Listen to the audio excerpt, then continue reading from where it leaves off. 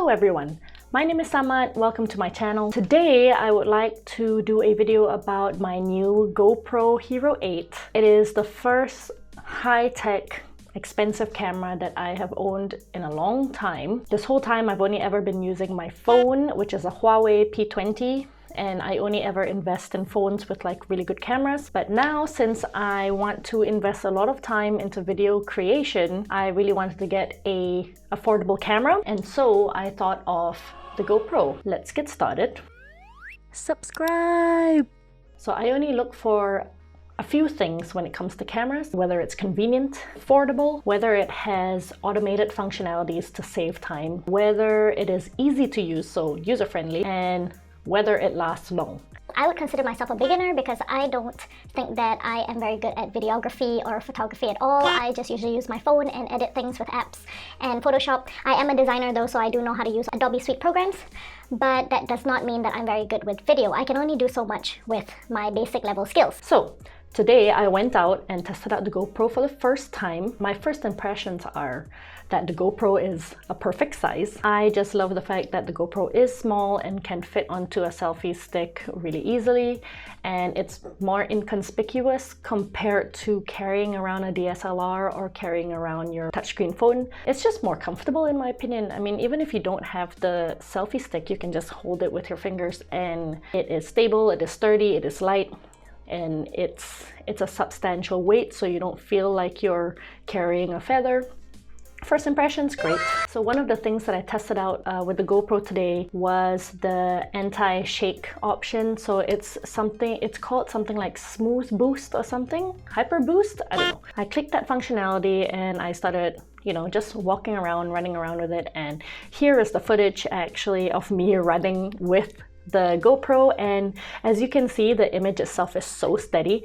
I kind of look like I'm flopping around because that's what I was doing. I was kind of like, I was really trying to move as much as possible, but the image is incredibly steady. It's really impressive how stable it is, even though I look like I'm kind of dancing and bobbing my head all around, but I'm really impressed by how steady it is. So the anti-shake is really good. One of the best options in my opinion is the time-lapse functionality. As you can see from this footage, it's just me and Fraser walking through the forest and the paths, and it is pretty steady. I was moving around quite a bit, but it's really good. I feel like if you were a cyclist or a motorist doing some sort of travel, it is a really cool functionality just to show the environment and to show your surroundings.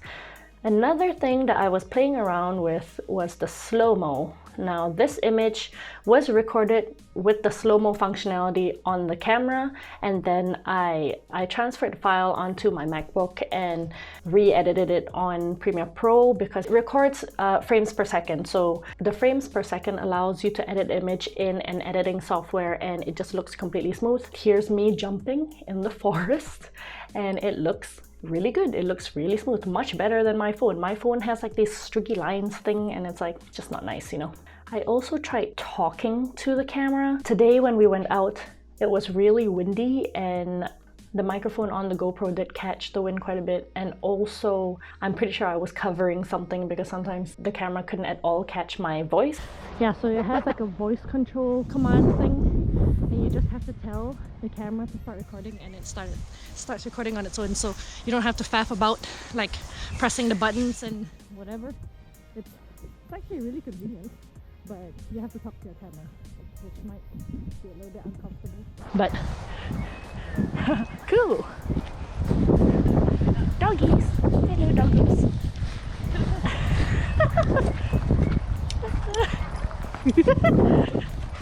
Whoa! However, it is pretty good if you're indoors. It captures your voice really well.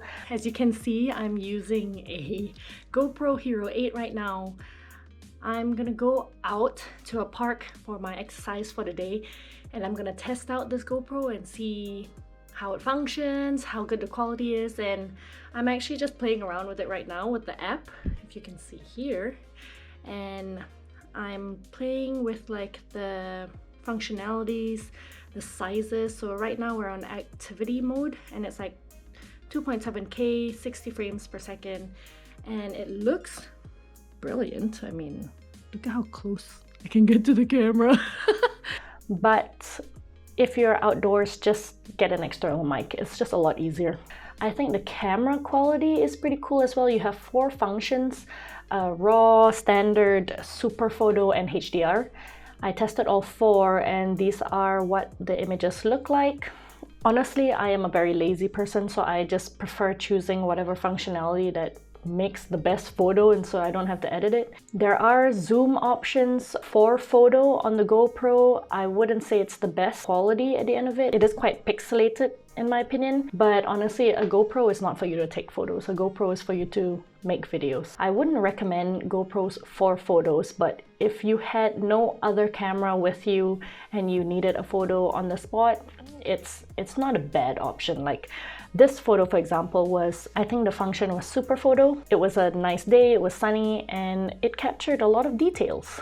But I would definitely say that GoPro is very good for videos. What do I think overall about this GoPro? So here are the pros of it. Number 1, it's very convenient. The size of this GoPro to me is perfect. It's very stealthy, so I imagine when I go traveling and I want to record videos of people cooking street food or just me walking in a museum or somewhere touristic, having a GoPro of this size doesn't grab as much attention as me carrying my touchscreen Huawei phone or a DSLR, and I much prefer the weight of it as well. It's lightweight, so I can imagine that I can just, once I'm done, just throw it into my backpack, throw it into my fanny pack, and I'm good to go. Second pro, has a lot of automated functionalities, so if you are lazy like I am and want to just have things ready for you after you've recorded, I think the GoPro is really good for you. I'm really lazy and I like to find the most efficient way of editing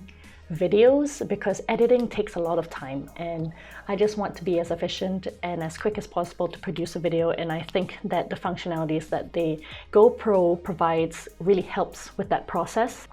Third, this GoPro is quite easy to use. You just have to fiddle around with it and you can find all the functionalities and choose what you want. You can always go online and find what the best options are in terms of combinations of functionalities and features. If you own a DSLR like a Nikon, you already know that it takes some time to learn and master the features of that camera. And I have owned DSLRs before and it took so much time for me to understand what exposure, shutter speed, ISO, all of this meant. And the fact that a GoPro is somewhat automated, it just makes it easier for you. So for a beginner person who doesn't care that much to understand all of these features, I think it's great. 4, the GoPro, in my opinion, is quite affordable. If you compare a GoPro to a Canon, Sony, or Nikon DSLR, even a Leica one, obviously the price comparisons is quite vast. Those cameras can go from 500 to like 5,000 pounds. Your girl doesn't have that much money to invest, so the fact that a GoPro is about 300 pounds, and I actually got this one for 280 on the website because I think they're having some sort of end season sale or something. In my opinion, that's a steal. I think that GoPro is a great brand to even consider investing in. For beginners, if you really want something that's affordable, that doesn't break the bank, try looking into a GoPro. Number 5, the GoPro is long lasting. I've only had this GoPro for less than a week now. However, I have asked a few friends about what they think of GoPro as a brand, GoPro as equipment, or as a camera, and many of them have told me that they have had their GoPros for years. I have a friend, he told me he had a GoPro Hero 4, I think, and he's had it for years and just recently it's died. He's used it for his diving adventures, for traveling, and it has served its purpose and it has performed really well. I can't wait to use this camera for many years. I can't wait to utilize it and to see how long this camera can perform. And now to the cons of this camera. I don't really have that many bad things to say about this camera. I do really enjoy it. However, I have two things. One is I didn't realize that you can't just stick the GoPro onto a tripod or to a selfie stick. You do need to get a GoPro specific mount to be able to put it onto a tripod or to a selfie stick. So it means that you have to put in a little bit more money into certain accessories. It's a con only because I didn't realize it, and I wish that I knew so that I could just buy it all at once, but And the second con is the GoPro's battery life isn't the best. When I went out today to play with the camera and to test it out, I went out at 10 a.m. and by about 1 p.m., 2 p.m., so that's about 3 to 4 hours, the camera battery life shrunk from 100% to about 40-30%. And I understand it's because you connect it to the app, you use the touch screen, you're playing with all the functionalities, you're using all the processors inside to make HDR images or whatever it is. So I get it that if you use it a lot all at once, the battery might die quite quick. However, for some reason I was just expecting the battery to last long. I think I just got used to the Huawei, which has a battery life that is like amazing. I never have to worry about charging my phone, for example, but now I have to worry about the GoPro. So a solution to this problem would just to have extra batteries packed with you. So I am going to go and buy some extra batteries for my GoPro so that instead of worrying about charging it, I can just replace it every single time I need to film and then charge it later on. Other than that, if you can afford it and you are a beginner, I would recommend it. I think if you wanted to use it as a vlogging camera, you do need to get the accessories like microphone boom thing, flip screen thing that comes separate to the camera. Overall, GoPro Hero 8, in my opinion, is a great camera. You will be seeing more videos with me using this camera, and so you can see how well this camera performs for me. Anyway, I hope you enjoyed this video. I hope you found this video helpful. Let me know in the comments below if there is anything that I missed out, or if you have any tips and tricks for me when it comes to the GoPro Hero 8, because I am still a noob. Thank you so much for watching. If you like this video, please give it a thumbs up. Subscribe if you haven't already, and I will see you next time. Bye!